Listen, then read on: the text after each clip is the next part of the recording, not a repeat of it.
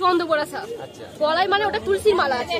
বলছে বিজ্ঞান বলছে গলায় যদি মোটা তুলসী কারো থাকে সাপের মাথায় পা অজান্তে দিয়ে চলে যাবেন, সাপ আপনাকে কামড়াতে পারবে না। প্রায় 2 থেকে 3 মাস আগে সোনারপুরের প্রতাপনগর গ্রাম পঞ্চায়েতের একটা গ্রামে ওঝার ঝাড়ফুঁক এবং কীর্তনিয়ার কুসংস্কার জড়িত কীর্তনে যেন কেড়ে নিল মহিলার প্রাণ। আমি নয়ন আর আপনারা দেখছেন দ্য লং প্রসেস। কুসংস্কারের সর্দার কীর্তনিয়া প্রদীপ পাল তার কীর্তনের আসর থেকে তিনি বারবার এটা দাবি করেছেন যে শাস্ত্র বলেছে, বিজ্ঞান বলেছে, যার গলায় তুলসী কাঠের মালা রয়েছে সে যদি অজান্তে সাপের গায়ে পা রেখে চলে যায় তাহলে সাপ তাকে ছবল মারবে না, অর্থাৎ সাপে কামড়াবে না। যদি গলায় তুলসীর মালা থাকে আপনার, তাহলে কখনো আপনার মাথায় বজ্রপাত পড়বে না। এই ধরনেরই কিন্তু কথা লাগাতার তিনি প্রত্যেকটা আসরে তিনি বলে থাকেন। একটা বিজ্ঞান বললো সব গাছে বজ্রপাত হয় কিন্তু তুলসী গাছে বজ্রপাত হয় না, তাই তুলসীর মালা কণ্ঠে নিয়ে যে রাস্তা দিয়ে চলে যায় হাজার বজ্রপাত এদিক ওদিক হবে কিন্তু ভক্তের মাথায় কোনোদিন বজ্রপাত হবে না।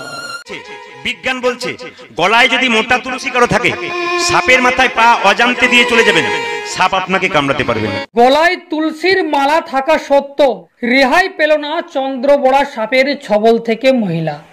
আমরা বারবার সতর্ক করা সত্ত্বেও মানুষ কুসংস্কারের ফাঁদে পড়ে নিজেদেরকে মৃত্যুর দিকে ঠেলে দিচ্ছে। পাতার উপরেই ছিল, পাতাটা যেই ছড়িয়েছে সেই কামড়িয়েছে পায়েতে। ওই রোজার বাড়ি নিয়ে গেছিল, মানে ওই হাত চালা করে না, বিষ আছে কিনা ওই নিয়ে গেছিল, বিষ আছে না বলে বিষ আছে, বড় সাপে কামড়েছে। এবারে এসে বাড়িতে নিয়ে যেখানটাই মানে পাতায় করেছিল সেখানটায় খোঁজাখুঁজি করেছে, ওকে চলে এসেছে।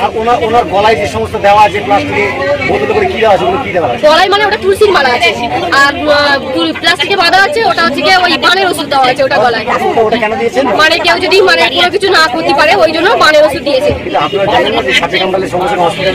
সঙ্গে সঙ্গে দোষ শুধুমাত্র এই অবুঝ মানুষগুলোর নয়, যারা এদের মতো সাধাসিধে মানুষগুলোকে অন্ধবিশ্বাস এবং কুসংস্কারের দিকে ঠেলে দিচ্ছে।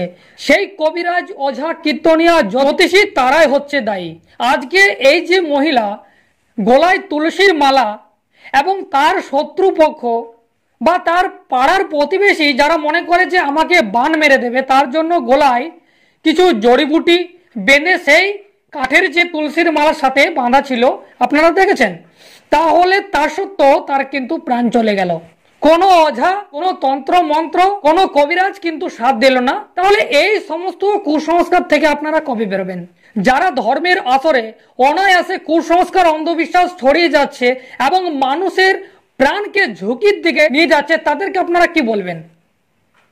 অবশ্যই আপনারা আপনাদের মতামত রাখবেন। যদি প্রথমবার আপনারা ফেসবুকে দেখে থাকেন ফলো করে নেবেন, ইউটিউবে গিয়ে সার্চ করুন দ্য লং প্রসেস, সেখানে সাবস্ক্রাইব করে রাখুন, কারণ আমি এই ধরনের কন্টেন্ট নিয়ে আসি।